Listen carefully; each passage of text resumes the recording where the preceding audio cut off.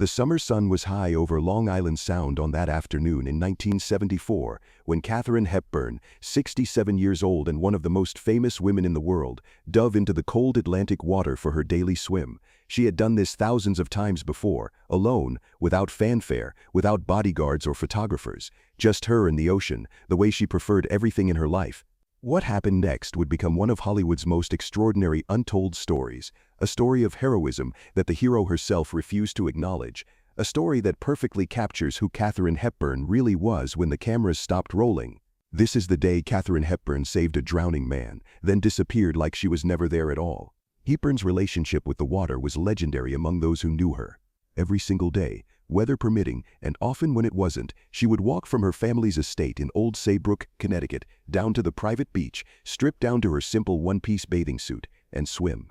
Not the gentle paddling of a wealthy actress maintaining appearances, real swimming.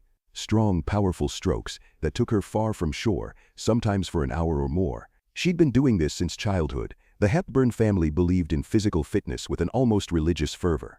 Cold showers, exercise, fresh air, no coddling. Katharine's father, a urologist, and her mother, a suffragette, raised their children to be tough, independent, and utterly unafraid of discomfort.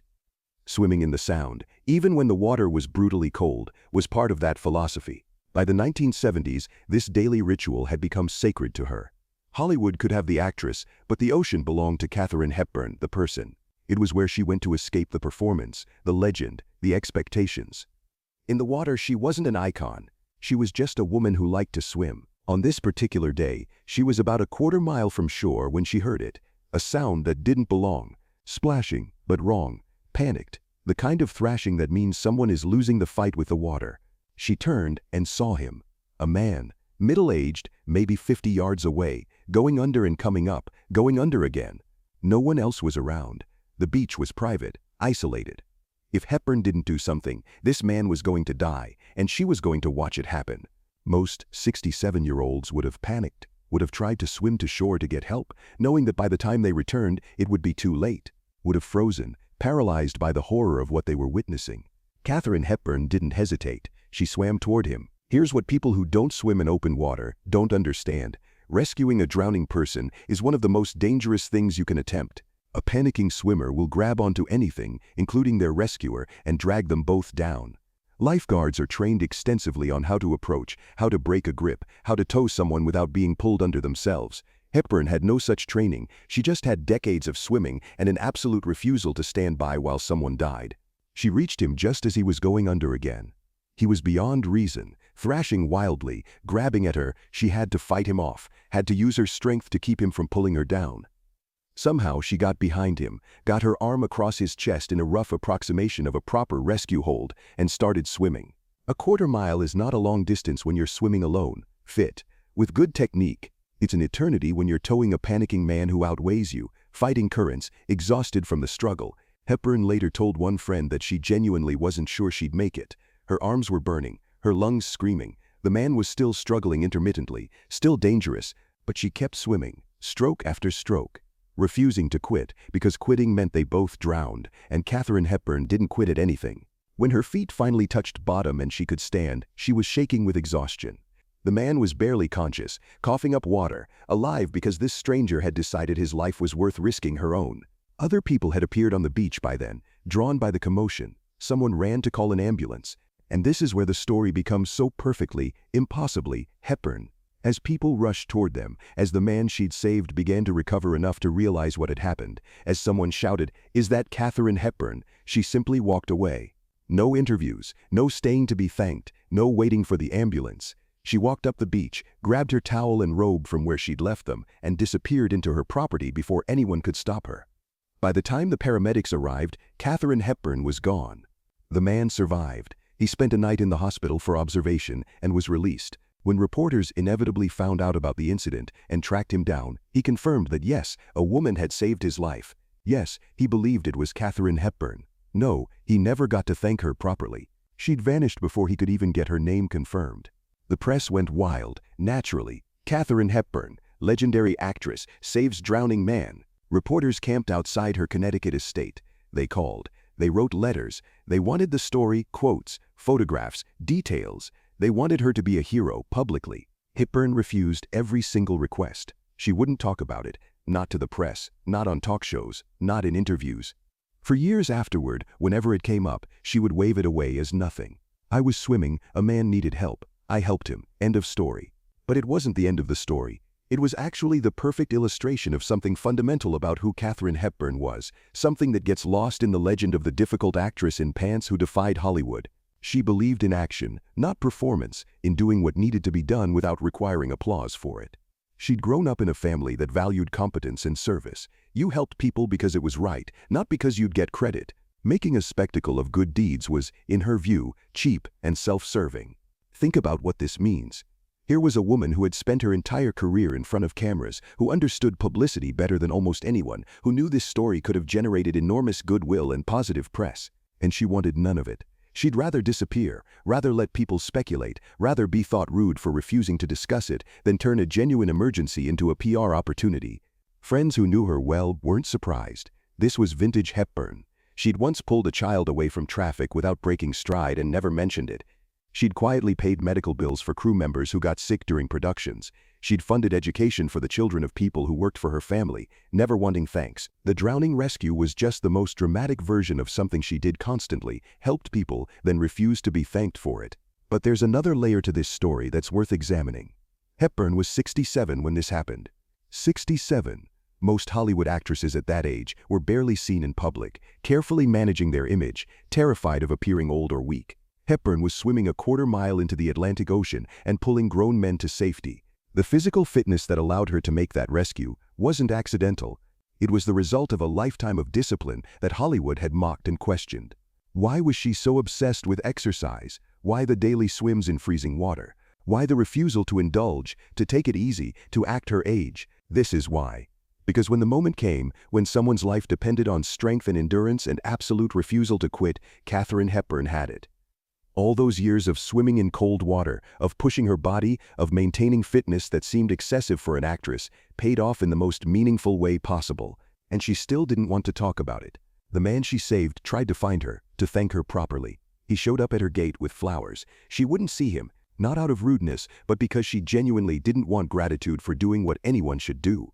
In her mind, she'd been in a position to help, and she'd helped. That was the entire moral calculation. Everything else was noise. Years later, in her 80s, when an interviewer finally got her to discuss it briefly, she was characteristically blunt. What was I supposed to do? Let him drown while I swam for help? By the time I got to shore and back, he'd be dead. I was there. I could swim. I swam. It's not complicated. But it was complicated, in ways Hepburn either didn't see or refused to acknowledge. What she did was extraordinary. Not just the physical act of the rescue, though that was impressive, but the refusal to capitalize on it, to use it, to let it become part of her public image. In an era where celebrities were already learning to monetize every aspect of their lives, where good deeds came with photo opportunities and press releases, Hepburn's silence was radical. She'd proven something about her character in the most dramatic way possible, and then she'd walked away from the proof. This raises an interesting question. Why did she do it?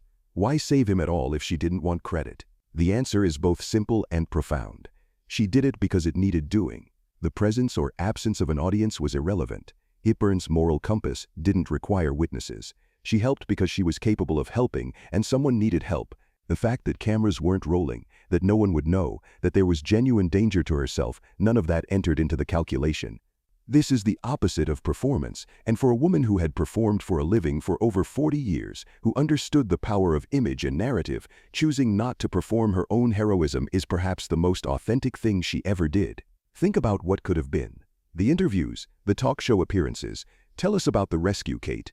The made-for-TV movie, the inspirational speeches, the Lifetime Achievement Awards mentioning her bravery. She could have dined out on this story for the rest of her life, using it to cement her image as not just a great actress but a genuine hero. She wanted none of it. She'd rather be remembered for her work, or not remembered at all, than be celebrated for doing what she considered basic human decency. The incident did leak out, of course. Enough people had seen it, and in a small Connecticut town, news travels. But without Hepburn's cooperation, the story remained incomplete, frustrating to journalists who wanted the full narrative. They had the what, but not the why, not the how it felt. And Hepburn wasn't telling. This created a strange situation where everyone knew she'd saved someone, but the story had no satisfying conclusion. No reunion. No tearful thank you. No Today Show appearance. Just a woman who swam out, saved a life, and walked away like it was nothing. Because to her, it was nothing. Or rather, it was something so fundamentally obvious that it required no discussion. You swim every day. You're strong. Someone is drowning. You help. What else is there to say? But there was plenty to say, actually, about courage. About the difference between who we pretend to be and who we are when it matters. About living your values instead of performing them. About the fact that at 67, Katharine Hepburn was in better shape than most people half her age, and that fitness literally saved someone's life. About the fact that real heroism often looks nothing like what we see in movies. It's not about speeches or grand gestures. It's about being competent when it matters, and then going home for dinner. The man she saved apparently wrote her letters over the years.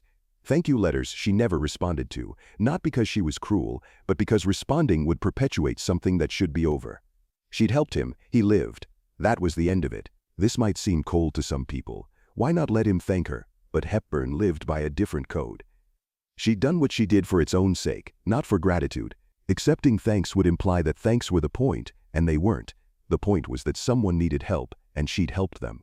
As news of the rescue spread through her inner circle, people who knew her well recognized it as completely in character. Of course she'd saved someone. Of course she'd refused to discuss it. Of course she'd walked away before anyone could make a fuss. That was Kate, competent in a crisis, allergic to sentimentality, impatient with anything that felt like performance outside of actual performance.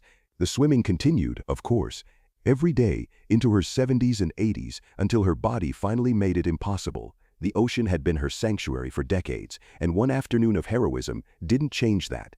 She wasn't avoiding the sight or processing trauma. She just kept swimming, same time, same place, like nothing had happened. Because in her mind, nothing had happened.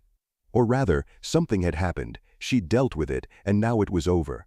Moving on was what you did. Dwelling on it, talking about it, turning it into a story, all of that was foreign to her nature. Near the end of her life, when she was in her 90s and finally slowing down, a documentary crew convinced her to discuss various moments from her life. They brought up the drowning rescue. She gave them perhaps 30 seconds, total. Yes, I pulled a man from the water. He lived. I was glad. Now, can we discuss something interesting? That was it, the sum total of her public commentary on an act of genuine heroism.